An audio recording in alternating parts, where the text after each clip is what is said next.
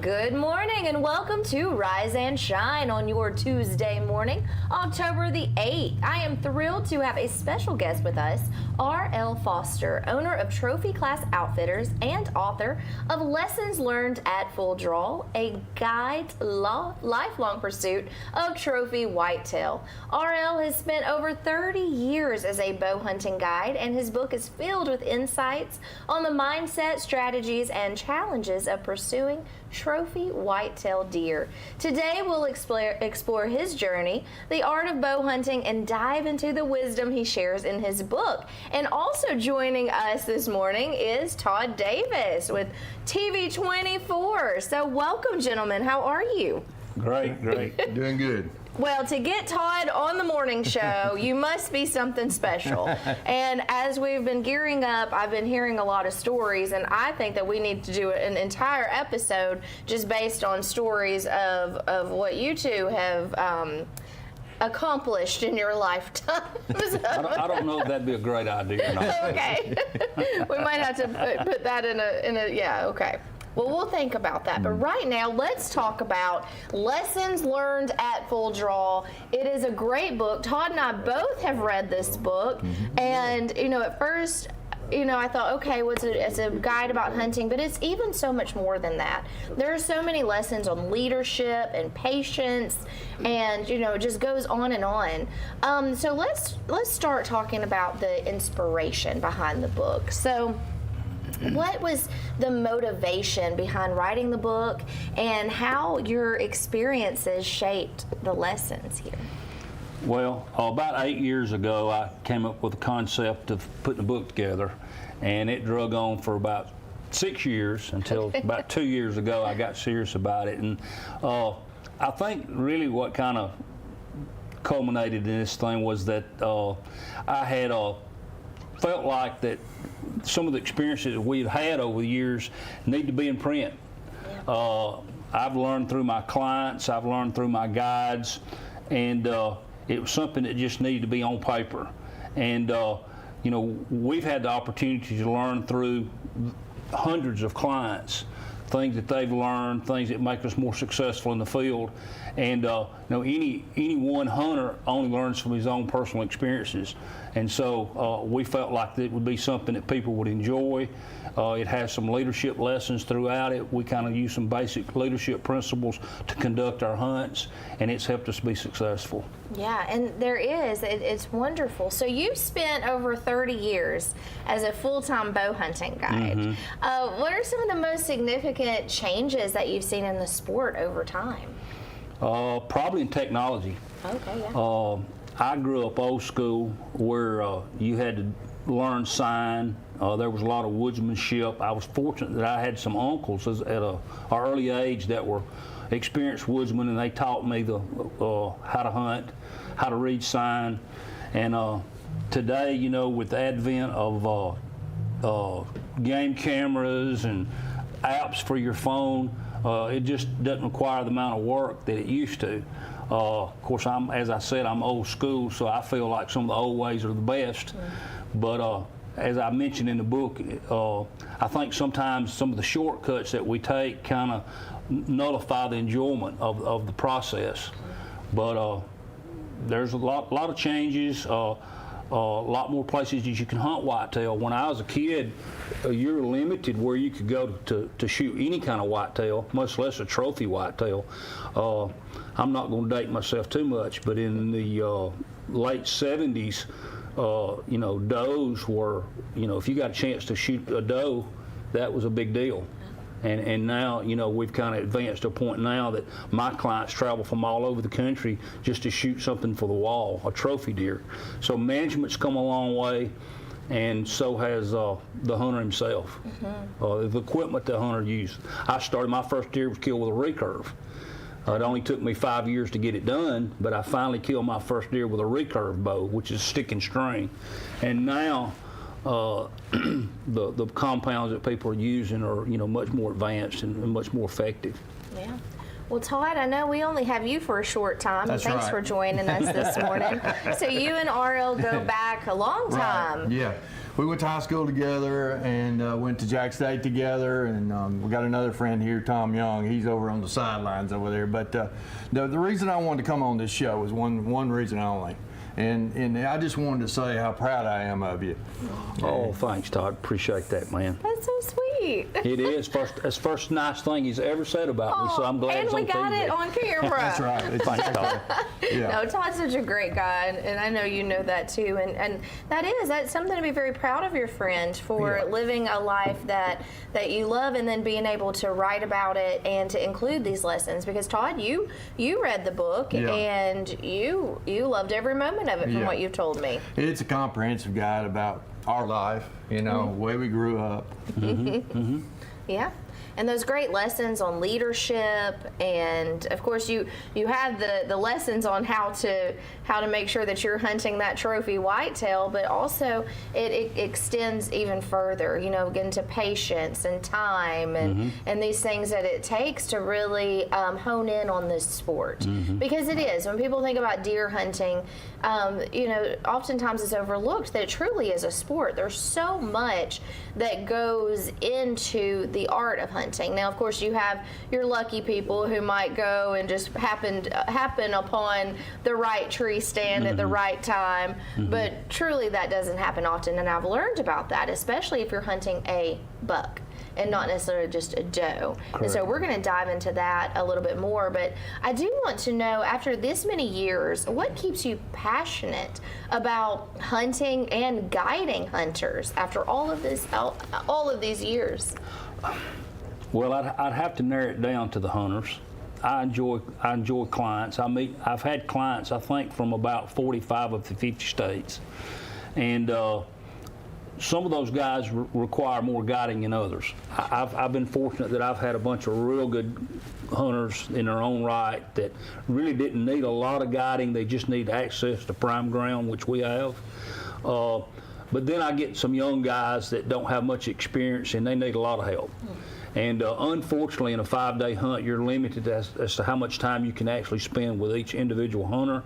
But we try to meet them where they're at and be what they need. I mentioned in the book that sometimes I feel more like a coach than I do a hunting guide, coaching them as to what needs to be done and how to go about it, encouraging them, giving them some kind of plan of action of how this thing works. And to see that light bulb go off after sometimes 3 or 4 days, and they kind of start to get it. They understand why we put the time and effort in that we do to pick a strategic tree stand placement, or why we're hunting a certain area based on terrain. They start to get it, and then if they're successful, and some are, some not, we usually run around 40 to 50% success rate.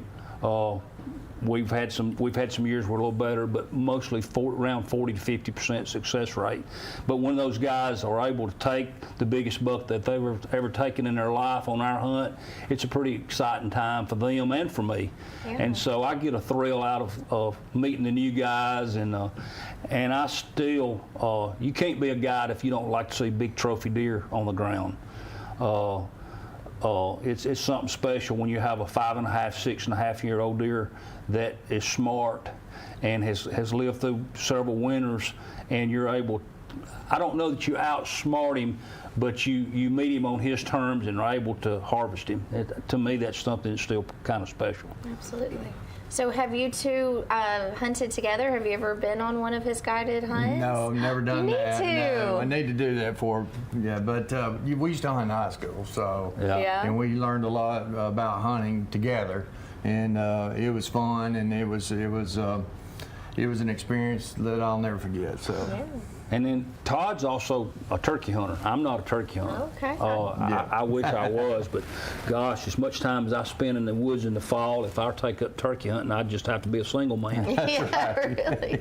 Yeah, but turkey hunting is a real challenge. Yes. A real challenge too. And hunting in general is time consuming. Like you said, if you spend as much time, so you kind of have to pick your lane. Yeah. Yeah. Oh yeah. I have people ask me, and I like to fish. I occasionally fish, but I'm not a fisherman. I've got some friends that are professional fishermen. I go to, get on the water, but I don't golf. I don't play tennis. I hunt. And what I have noticed, and I've interviewed hunters pretty much across the country, I've kind of systematically found out who's one of the most successful guys in Ohio, who's killing some of the best bucks in South Texas, and contacting them either by phone or in some cases road trips, and pick their brain because I wanted to learn as much as I could from them. And those guys, are a motivation to me also. Yeah. That's good when you get to talk with other people and get to learn, because there's always something to learn. So you said, I fish, but I'm not a fisherman. So there are people who hunt that aren't necessarily hunters. Is that the same? Absolutely. Okay. Well, that makes sense, because you can do something, but that doesn't necessarily mean that you're an expert at that trade. But when you spend the time like you have with really understanding the art of hunting and even learning from others and, like you said, interviewing hunters, that just expands your knowledge base. Yeah. Well, I wanted to be good at it. When I started in 1993, Yeah, no. Yeah, it's been a few years back. In 1993, I started guiding hunts in Illinois. It took about 3 to 4 years before we were able to tie up some good leases. And but I had no desire just to be an outfitter. I wanted to be as good as I could be, and wanted to be one of the better outfitters. And it's up to the jury to decide, where I rate. But we've had a lot of success for a lot of years, and most of our clients have hunted with us 8 to 10 years or more. Wow. So we've got a real high return rate. There's some satisfaction in having the same guys come back each year, but it's also enjoyable to get new guys in the mix. Yeah. Because some of my clients like me are getting kind of long in the tooth, and you've got to replace them with somebody, or you'll be out of business. So it's nice to have, like you said, the same people who you're getting to guide. You get to learn to know them and kind of learn their ways. And well, before we go to a break, I do want to give Todd, because I know we're gonna be saying goodbye to you on this next segment, but I want to make sure. I know you wanted to tell him how proud you are, but is there anything else? Is there any fun stories? Can you share with us any stories? Dangerous Guys, ground. come on, we want the tea. We want to know. No, Give us one no fun stories about Buster or anything like that. Oh, there's a story there. Come on, let's. No, just basically, Derek Jeter wrote the book about the life you imagined. And can you imagine that you've done this for this long? I've been blessed. Yeah. I've been blessed. So it's pretty awesome. Did you see that? Oh, that's awesome. Appreciate you, Lifelong Todd. friendships. And so it's wonderful. Well, I love this. Well, Todd, thanks for joining us this morning. I know it's a rare occasion to get to talk you into this, so thank you. And yeah, we've got so much more to learn, so make sure that you're staying in here with us, because we've got lots to learn about RL and also this book, because this book offers readers behind the scenes a look at the journey and the hard-earned wisdom that comes from years in the field. So stay tuned. We'll be right back. You're watching Rise and Shine right here on WEAC TV 24. Some say college isn't for single parents or people who work full-time. I'm here to prove them wrong. I'm a first-generation American, the father of Dion, and a non-traditional student at Gadsden State Community College. As a sergeant in the Army National Guard, I've watched soldiers with degrees progress faster in their careers. So today, I'm in school, involved in the Veterans Upward Bound program, and excited to see what's in store for my career. I truly am earning my wings at Gadsden State. Come out and check out the Alabama Tractor Difference. We can take care of all your needs of parts, sales, and service for RTVs, zero turns, and tractors and construction equipment. See us here in Lincoln at 620 Speedway Industrial Drive. Or come visit us here in Asheville at 275 6th Avenue, or give us a call at 205-594-7000.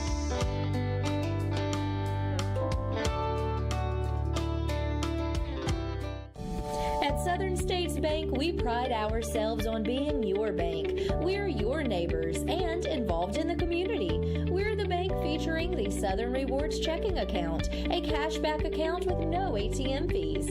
We are on the cutting edge and always have a smiling face to help you out. So come to Southern States Bank, where we are committed to great service and being a great neighbor. Let us be the bank for you and your business.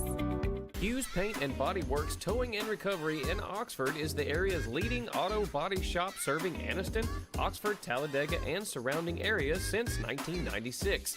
They specialize in auto body repair and refinishing, paint correction, paintless dent repair, towing, and so much more. For all of your auto body needs, contact Hughes Paint and Body Works Towing and Recovery at 256-835-1170. Also online at HughesPaintandBody.com.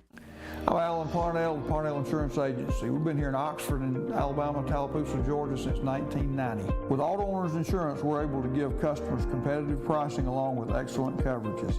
Parnell Insurance can handle all of your personal, commercial, and life insurance needs. We have a very experienced staff, both personal and commercial. All together, we've got about 125 years experience. Come see what our insurance agency can do for you in Oxford, Alabama, and Tallapoosa, Georgia. Auto Owners Insurance.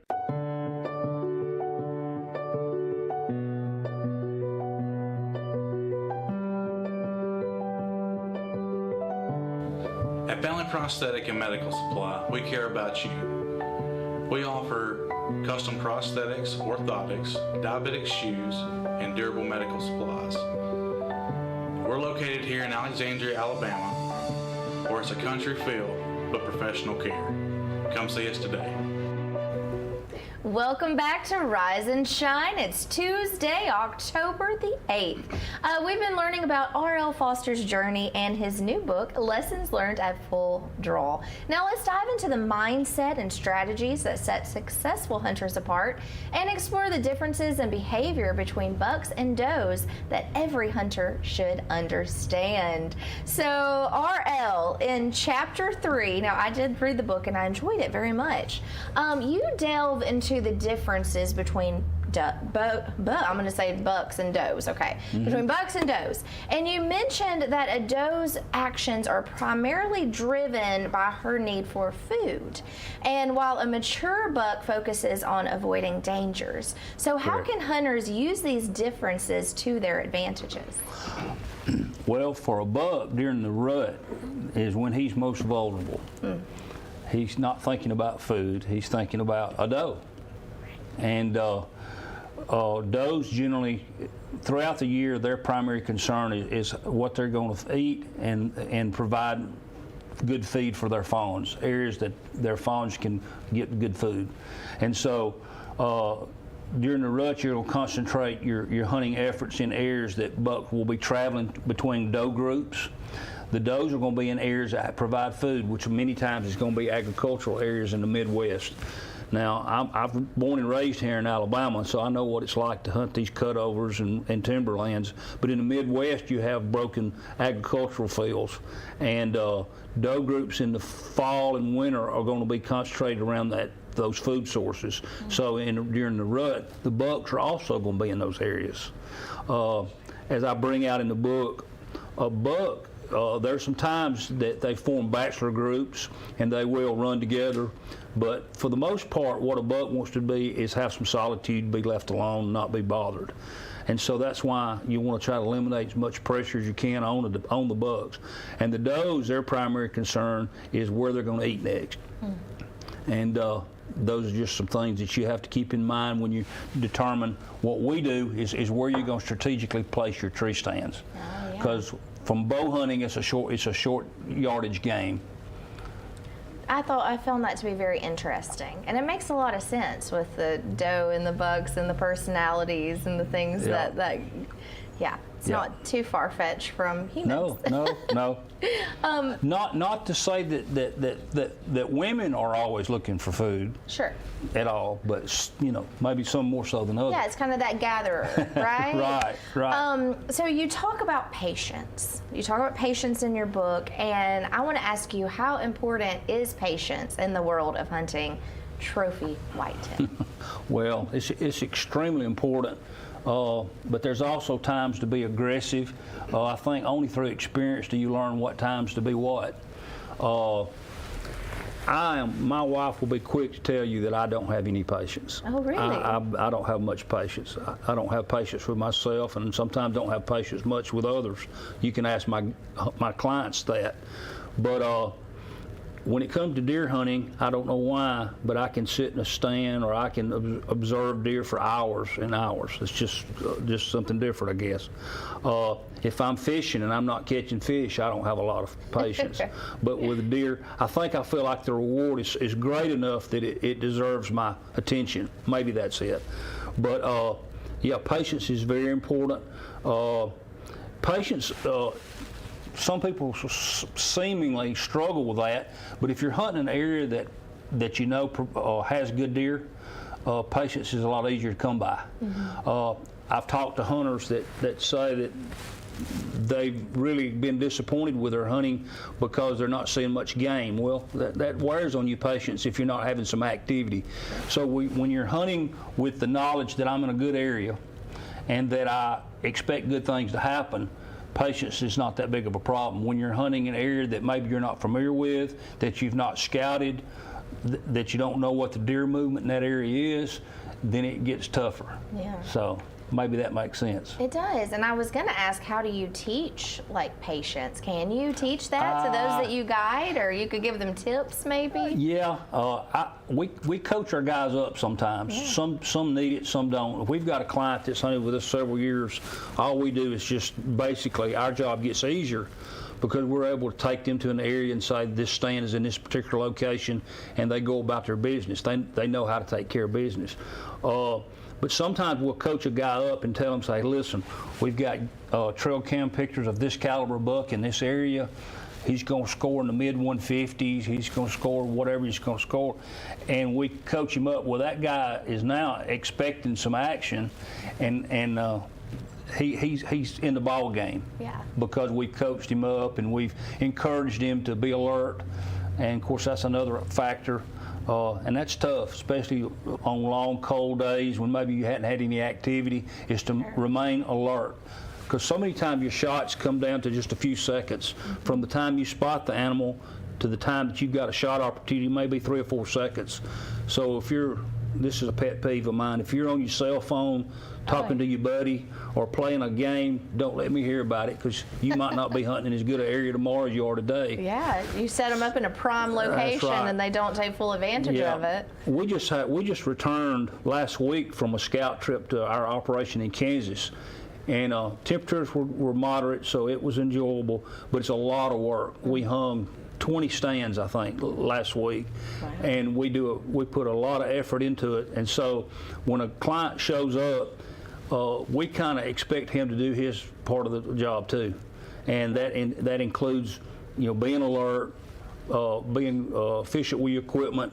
And we want to be, his success is our success. Right. If he doesn't have a good hunt, then he's not talking positively about us. And so it's important to us to give our guys a good solid hunt, and but they've got to do their part too. Absolutely. And that's with any sport, right? You can only coach someone so much, but if they don't do their part and they don't prepare and they're not ready and they're not alert and they're not on their game, then Well, what I've seen and what I've learned is every client's different. And I used to say I could do this, not so much now, but I used to could just open a guy's bow case and tell you what kind of hunter he was just by looking at his equipment. Not so much now. More and more people seem like they've got newer and better equipment than they used to.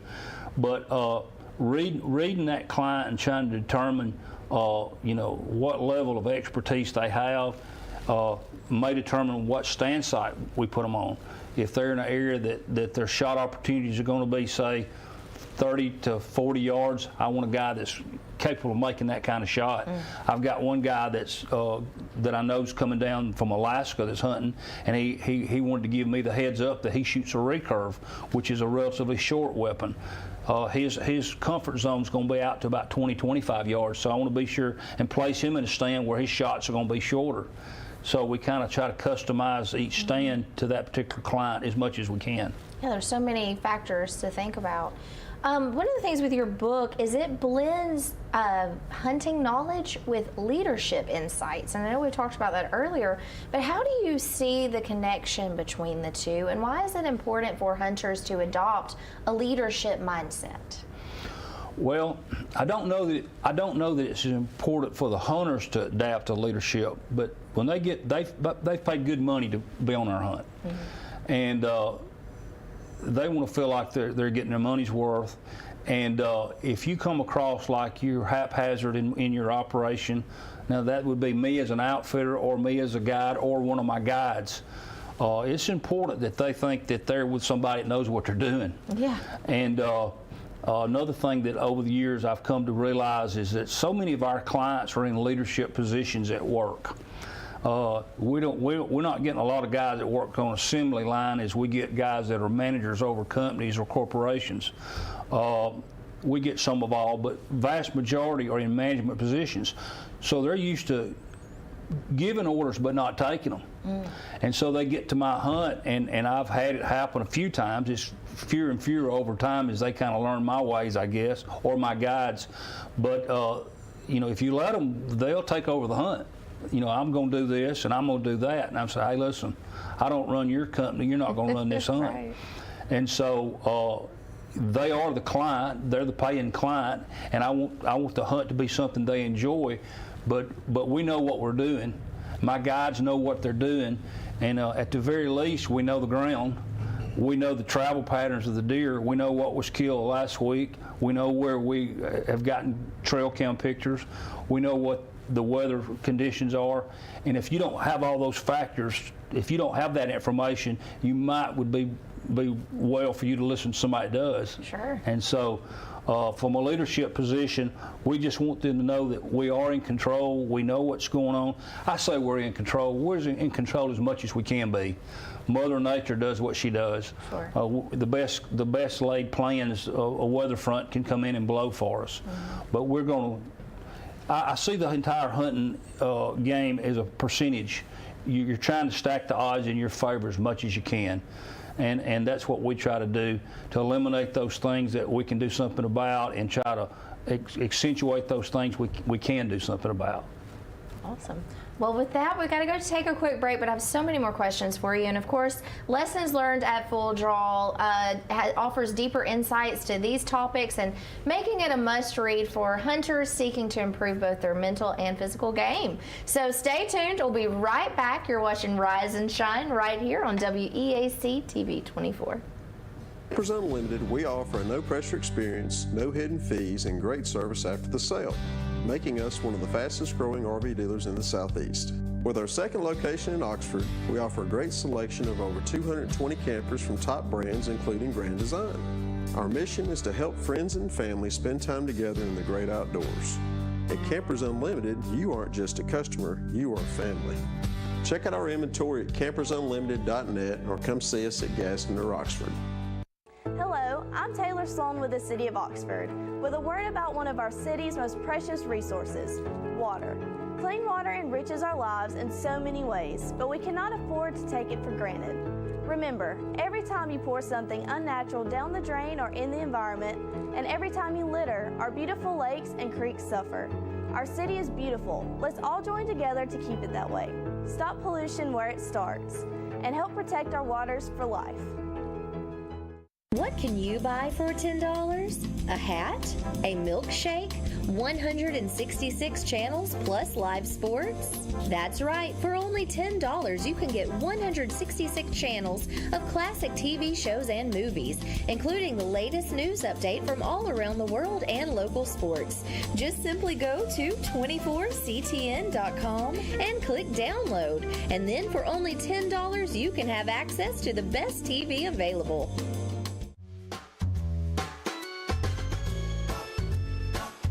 Looking for unbeatable deals? Look no further than Shop 24, your go-to spot for incredible discounts and savings. From local dining and entertainment to grocery stores and everything you need, we've got deals you won't find anywhere else. But hurry, these hot deals are limited and going fast. Grab your phone and call now. Don't let these savings slip away. Join me, Kip Chappell, on Shop 24 every Monday at 6:30 p.m. Tune in to save big with Shop 24. Some say college isn't for single parents or people who work full-time. I'm here to prove them wrong. I'm a first-generation American, the father of Dion, and a non-traditional student at Gadsden State Community College. As a sergeant in the Army National Guard, I've watched soldiers with degrees progress faster in their careers. So today, I'm in school, involved in the Veterans Upward Bound program, and excited to see what's in store for my career. I truly am earning my wings at Gadsden State.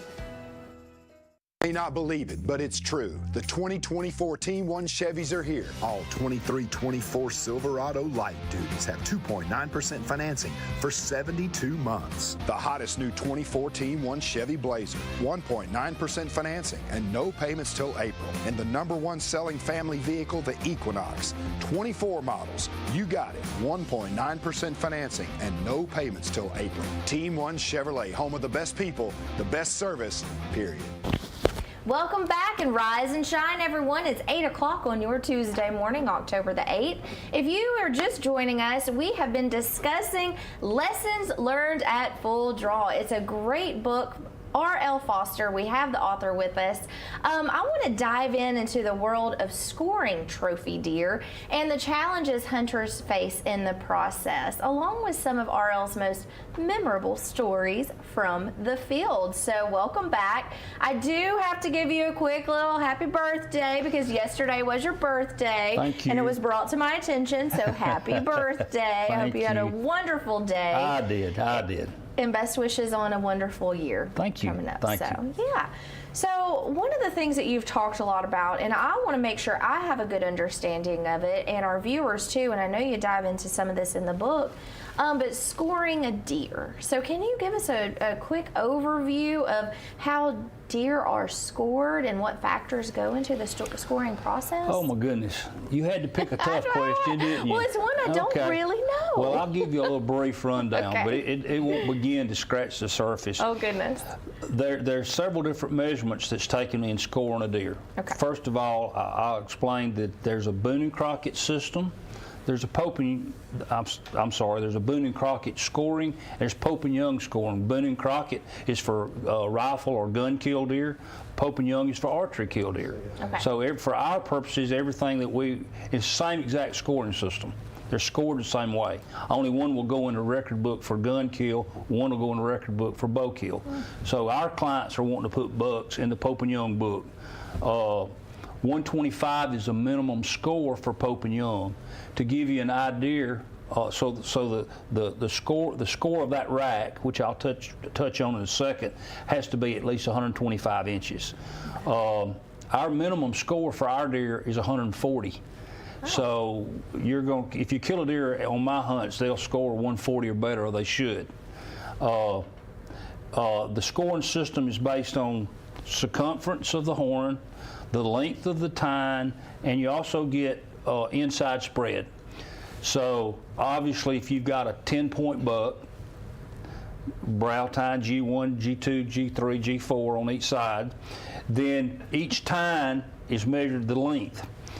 Your main beam, you get mass measurements, circumference. You get 4 circumference measurements on your right and your left beam. I told you this is kind of complicated. Yeah, I'm wondering if I should have asked. There's a scoring system in place that's uniform. The good thing about it is, and I touch on that a little in the book, when I was a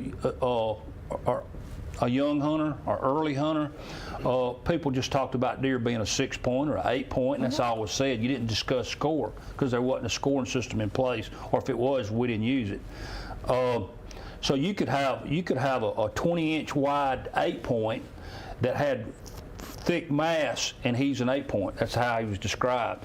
Or you could have a little basket rack 12-inch wide deer that was just an 8-point, and him have 3-inch tines. So the scoring system kind of lets you compare apples with apples, whether it be in Ohio or Alabama or Michigan or wherever. When somebody talks about 140-inch deer, 160-inch deer, you're on the same page. Okay.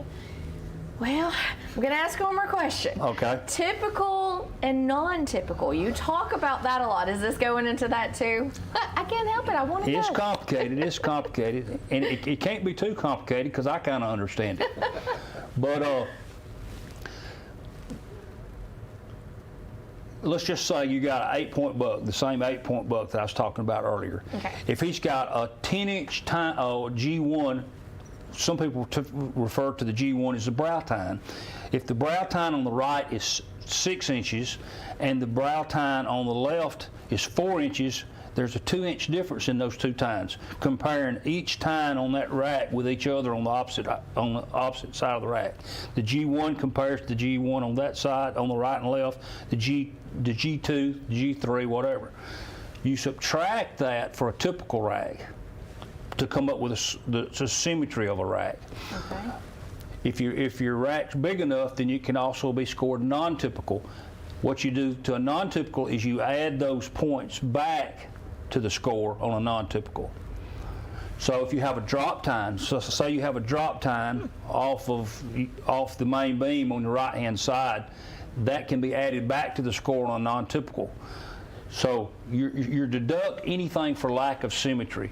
And some of these official scorers are going to hear me talking about that, and they'll send me hate mail because they can describe it much better. But that's the nuts and bolts of the difference. Well, we're on a time limit. Okay. Of course, but that's, I mean, I understand more, so thank you. In essence, a big buck, this is probably not the analogy that I should be giving on TV, but I'm going to do it anyway. Okay. I tell guys, I said, listen, if you're at the mall and you see a girl that's a 10, you're not going to have to spend 15, 20 minutes walking around her. The minute you see, you're going to go, that's a good-looking lady right there. Okay. Same with whitetail. If he looks like he's a big one, he's probably a big one. If your first thought when you're looking at a buck is he big enough, he's probably not. He's probably not. That's kind of the litmus test that I use. I hear guys say, well, he's kind of strong on his right side, but his left side was a little weak, and he didn't have the mass. That's not a buck you want to shoot. A good buck, a good solid buck, when you see him, the only thing you're going to do is go into autopilot, and you're probably going to click that release on the string and get ready for a shot. And so that kind of does away with some of the excuses that guys have for trying to judge a deer in the field, which can be complicated. And really and truly, the best way to learn to judge a deer in the field is just through experience. Yeah. The more that you see, the more you get used to them. I have guys every year that tell me they see a Boone and Crockett buck, which has to score 170 inches. That's a monster deer. We kill that kind of deer from time to time. We killed one last year. 186 deer, but those are few and far between, and the guys will mistake a mediocre deer for being something it's not, and maybe they shoot the deer, and we find the deer, and that 160-inch deer that they've talked about, and now 135 or 140-inch deer. So you can kind of get caught up in the moment. Especially if you're not around. If you're from Alabama or Mississippi or Georgia, maybe 125, 130-inch deer is the biggest buck that you've been around, and you go to Kansas, Illinois, Iowa, Missouri, some of the states that we've run hunts in over the years, and you see 150, 160-inch deer, it blows your mind. You're just not accustomed to that. Sure. So there's a learning curve. Wow. Well, let's talk about a memorable story where a score of a deer made a significant impact on a hunt, whether it be like for you or for one of your clients. Oh, God. A story to tell? Oh, I got stories. I guess I'll talk about last year. Okay. We had a guy, a client of ours that's hunted with us for 10 plus years, and he's killed some good deer with us. I can think of three or four deer that he's killed, over the 140 mark. One particularly wide buck, one particularly big, heavy deer. But last year, his younger brother, who is probably one of the most successful hunters that we have, has hunted with us 13 years in a row and killed 7. And So he's kind of taken the accolade as being the best hunter of the two brothers. One's a medical doctor, the other one's a physical therapist. And so there's some competition there. But this past year, the first day of the older brother's hunt, he killed a 186. Oh, wow. And it was typical. And I can't remember the exact dimensions of the rack, but I know he scored 186 and some change.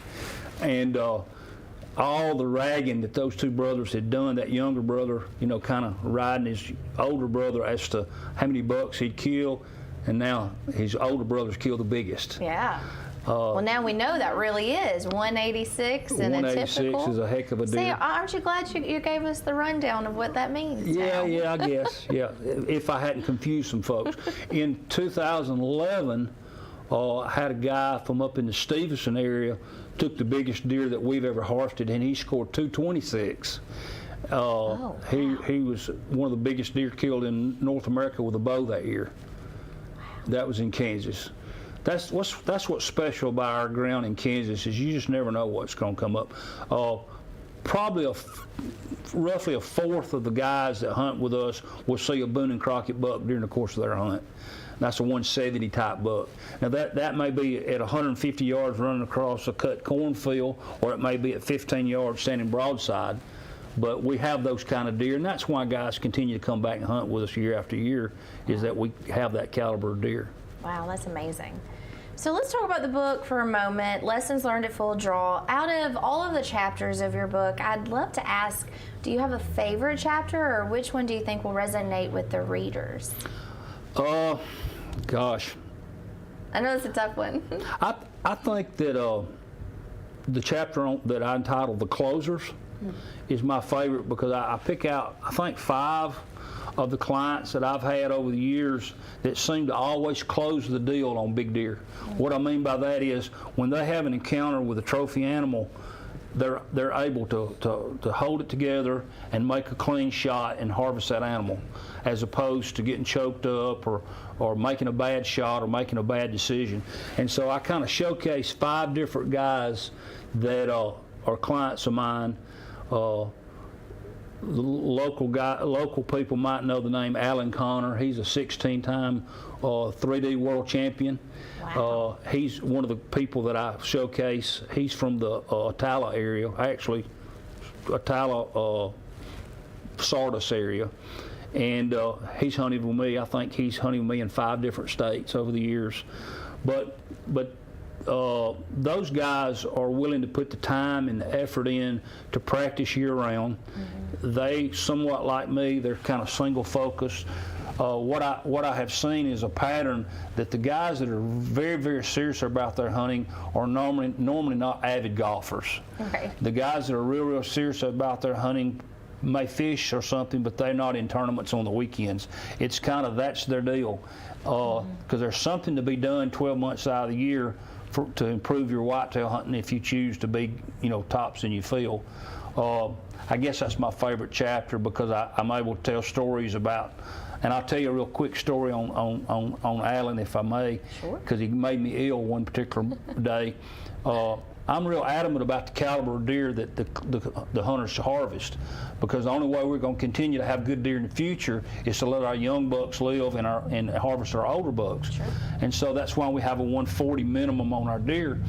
And Alan knows that well. Alan's a hardcore hunter. He's hunted with me for years and years. Well, he was in Kansas with me, and he texted me or called me, I can't remember which, one morning, and said, "Hey, I'm over on such and such farm. I've shot one."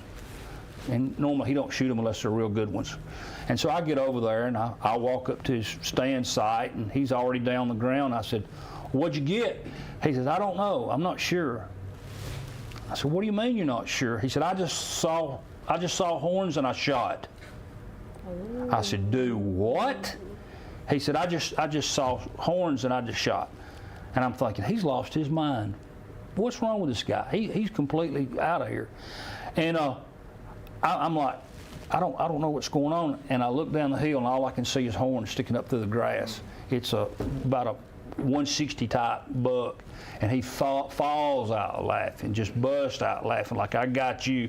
I was about to have a mental breakdown because he's telling me, one of my best hunters is telling me he just shot, saw horns and shot. But he was just jerking my chain, so to speak, and he got a big laugh then in that camp about that. Said RL was blood red and about to have a heart attack until I saw his deer. But that was, well, I'm glad it had a good outcome. yeah, That's it a did. good He story. killed a good deer and got one over on me. That was really what he wanted to do, I think, anyway. That's great. Well, and you know, this book, it shares more stories about in detail and provided the readers with more both technical knowledge and captivating tales. So we're going to be right back. We're going to talk more about lessons learned at Full Draw. You're watching Rise and Shine right here on WEAC TV 24. Come out and check out the Alabama Tractor difference. We can take care of all your needs of parts, sales, and service for RTVs, zero turns, and tractors and construction equipment. See us here in Lincoln at 620 Speedway Industrial Drive. Or come visit us here in Asheville at 275 6th Avenue, or give us a call at 205-594-7000.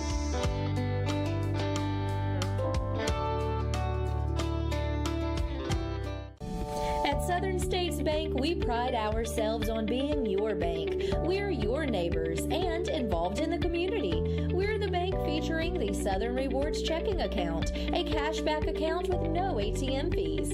We are on the cutting edge and always have a smiling face to help you out. So come to Southern States Bank, where we are committed to great service and being a great neighbor. Let us be the bank for you and your business. Hughes Paint and Body Works Towing and Recovery in Oxford is the area's leading auto body shop, serving Anniston, Oxford, Talladega, and surrounding areas since 1996. They specialize in auto body repair and refinishing, paint correction, paintless dent repair, towing, and so much more. For all of your auto body needs, contact Hughes Paint and Body Works Towing and Recovery at 256-835-1170. Also online at HughesPaintandBody.com. I'm Alan Parnell, Parnell Insurance Agency. We've been here in Oxford and Alabama, Tallapoosa, Georgia since 1990. With Auto Owners Insurance, we're able to give customers competitive pricing along with excellent coverages.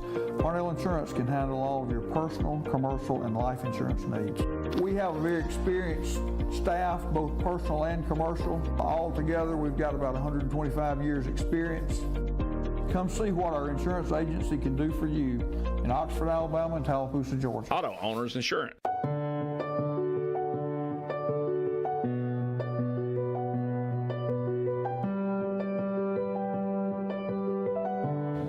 At Valley Prosthetic and Medical Supply, we care about you. We offer custom prosthetics, orthotics, diabetic shoes, and durable medical supplies. We're located here in Alexandria, Alabama, where it's a country feel but professional care. Come see us today. Campers Unlimited, we offer a no-pressure experience, no hidden fees, and great service after the sale, making us one of the fastest-growing RV dealers in the Southeast. With our second location in Oxford, we offer a great selection of over 220 campers from top brands, including Grand Design. Our mission is to help friends and family spend time together in the great outdoors. At Campers Unlimited, you aren't just a customer, you are family. Check out our inventory at campersunlimited.net or come see us at Gaston or Oxford. We're having so much fun here on Rise and Shine. We have a studio audience. We're learning about hunting and life lessons, lessons learned at Full Draw. You can find this book on Amazon. I highly recommend that you do. I learned a lot. One of the things that I want to explore, of course, we've got R.L. Foster here, the author of Lessons Learned at Full Draw.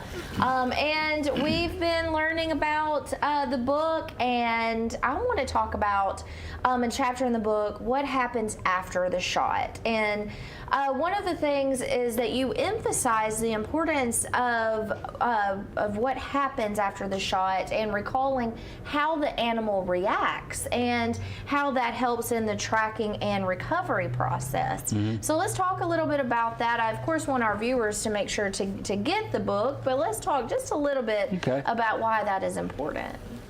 Well, probably the most important thing happens before the shot. You need to be alert if you see the animal approaching you stand sight and you think he's going to give you a shot, whether he's coming on his own or whether you called him, you're preparing for that shot mentally. In your mind, you're thinking, I think the deer is going to be in range. I think the deer is going to be in my shooting lane, and you're prepared. As opposed to sometimes the deer show up and he's already in shooting range, and you don't have the time to get ready. But taking your time to judge the distance, to make a good shot. That's the most important thing you can do, because after the arrow's been released, all you can do has been done. Yeah. And but after the shot, it's important to try the best you can. And in low light conditions, sometimes it's very difficult. That's why I think I may even mention in the book, I'm not 100% sure about the advantages of using a lighted knock.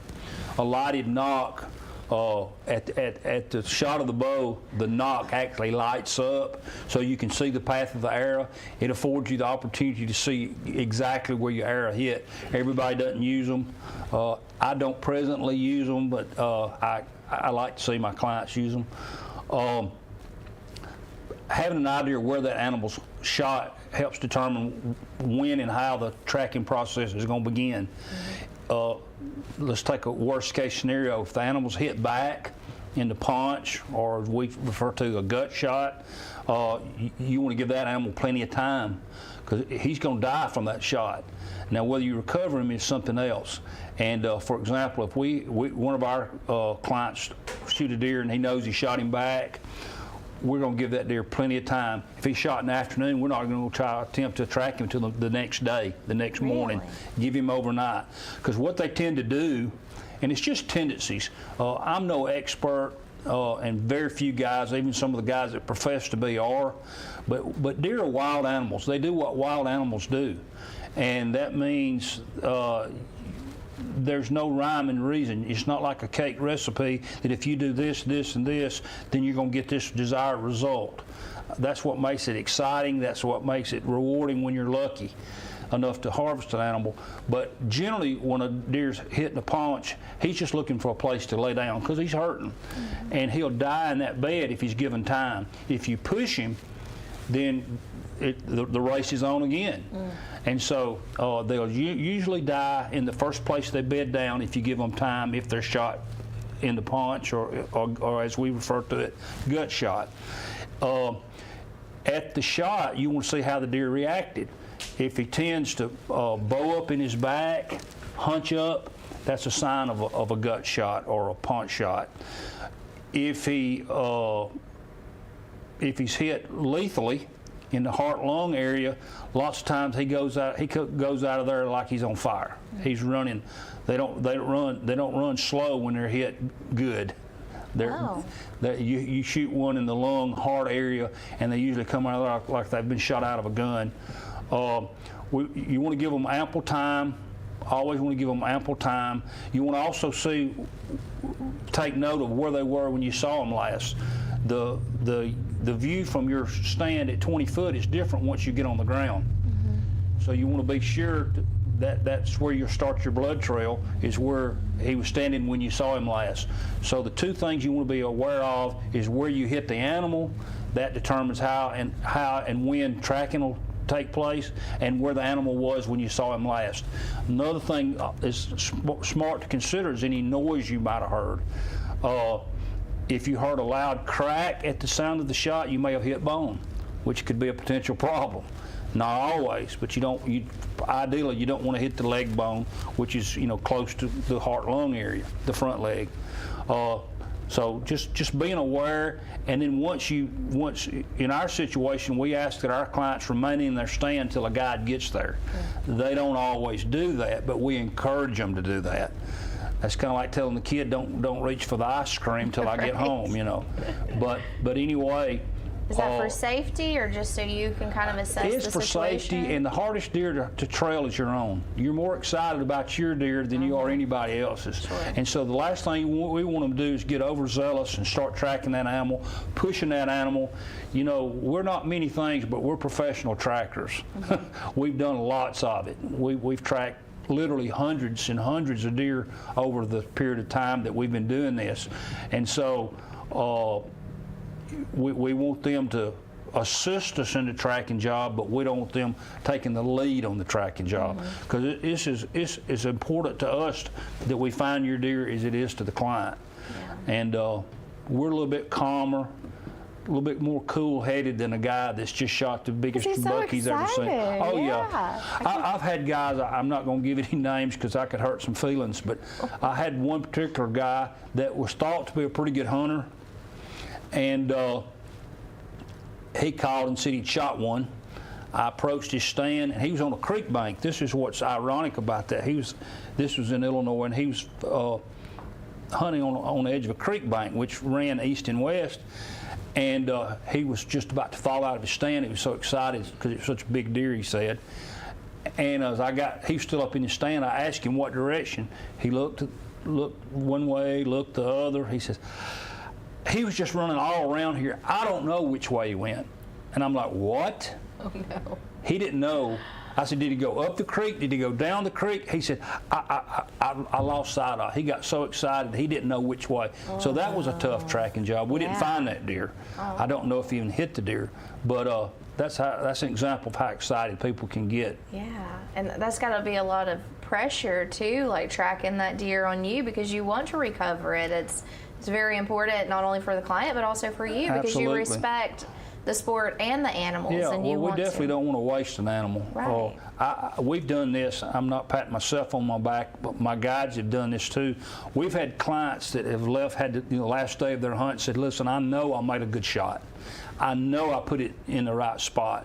And I know on several occasions myself and my guides have spent extra motel days looking for that deer, and in 2 or 3 instances we found those deer days later.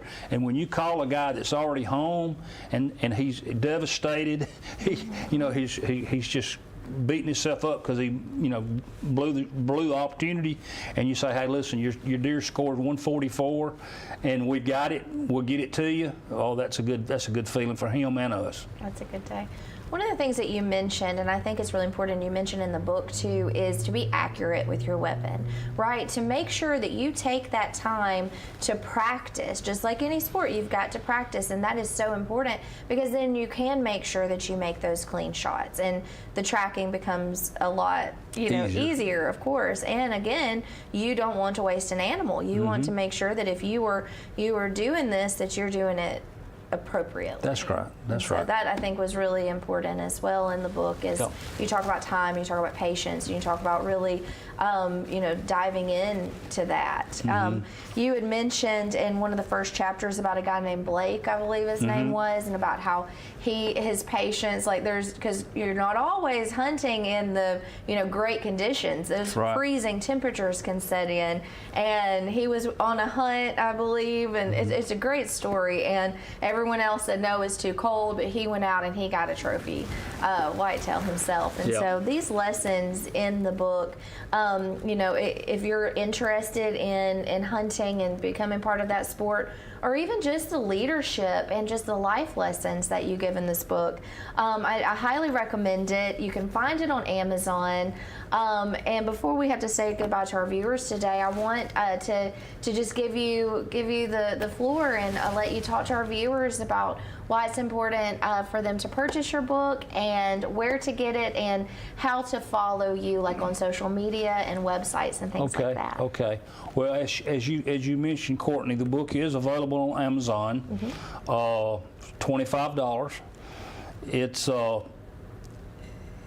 a book, I think, that anybody that hunts, whether you're a rifle hunter or a bow hunter, the basics are the same.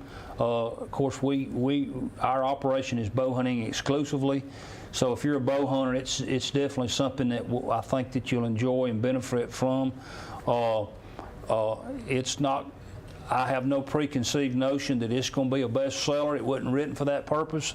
But if my friends enjoy it and we sell a few, that'll be great. Well, good. Well, thank you so much for your time. Thank you for visiting us. Come back anytime. Thank you and thanks so for much. sharing your experiences and your insights and your passion for bow hunting. And so for our viewers, make sure that you check out Lessons Learned at Full Draw, a guide's lifelong pursuit of trophy whitetails on Amazon. You can find it there, so make sure to grab your copy. It's a must read for anyone passionate about the sport. So Thank you so much. Thank you so much again, and we wish you all the best in your future hunts and look forward to following your journey. Come back and see us. We'll do it. We'll do it. Promise?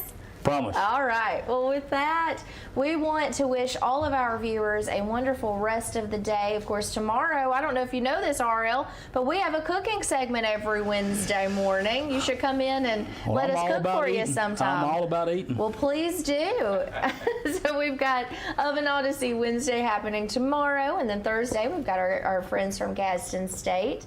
And of course on Friday, Ellen Hurst will be here with Alabama Cares. And so we want to remind you to tune in every weekday morning right here on Rise and Shine on WEAC TV 24. With that, we want to wish you a wonderful rest of your day. See you tomorrow.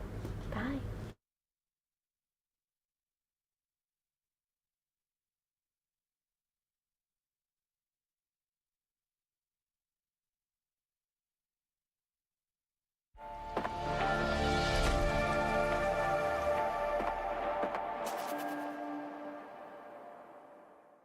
Some say college isn't for single parents or people who work full time.